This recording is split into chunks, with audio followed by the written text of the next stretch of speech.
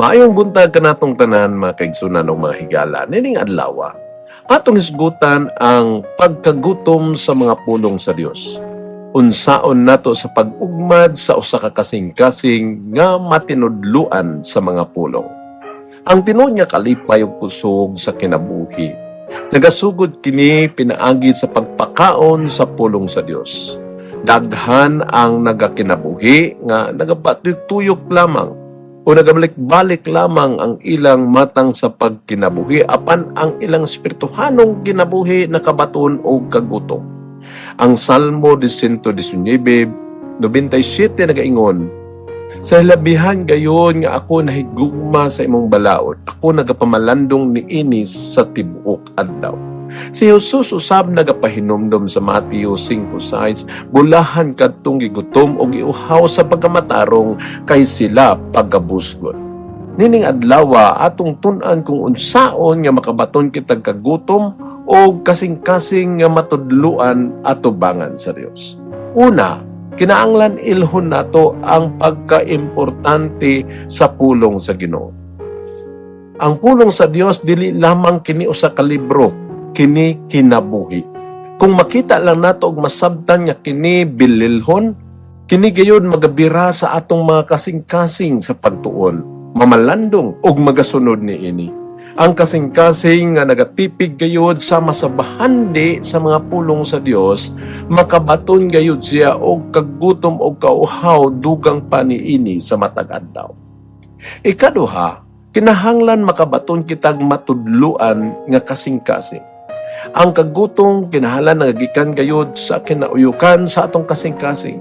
Kasing-kasing nga nagapaminaw, nagadawat og mga pagtudlo og mga pagbadlong og nagapasakop ngadto sa Dios aron siya makagiya o mugiya ngadto kaniya. Ang Mateo 5:6 nagasaad nga kadtong gigutom alang sa pagkamatarong sila pagkatagbawon. Ikatulo, pakanon nato atong kaugalingon pinaagi sa mga pulong sa Dios. Ang kagutom magadala ka nato og magahatod ngadto sa pagbuhat sa kabubuton sa Dios. Busa sa matag adlaw, sa diha nga atong kanon ang pulong sa Ginoo, dawaton ang pulong sa Dios nga sumala pa sa 1 Pedro 2:2 nga nagapahinumdom kanato nga kita gayud nangandoy niini sama sa usa ka gatas aron kita motubo diha sa atong kaluwasan. Mao nga makanunayon nga pagbasa, makanunayon nga pagpamalandong o pag-aplikar sa mga pulong sa Dios, makahimo sa atong kasing-kasing o kinabuhi nga lig-on, maalamon o mapaduol pagayod sa Dios og dugang. Ang kasing-kasing nga may kagutom sa mga pulong sa Dios, mahimong mabungahon usab ang iyang kinabuhi.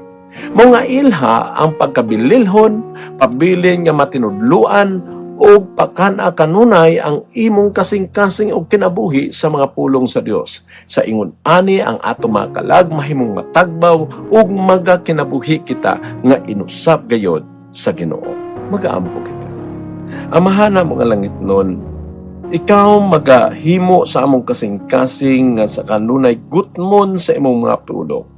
Tabangi kami nga mahimong mapinobsanon og sa kanunay andam og masinugtanon nga matudluan og mga kat-on sa imong mga pulong sa matag adlaw.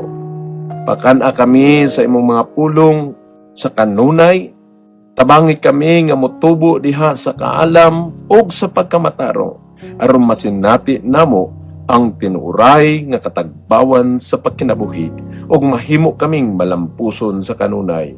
Kaya ang imong pulong kanunay nagahatag og kahayag sa among mga dalanon.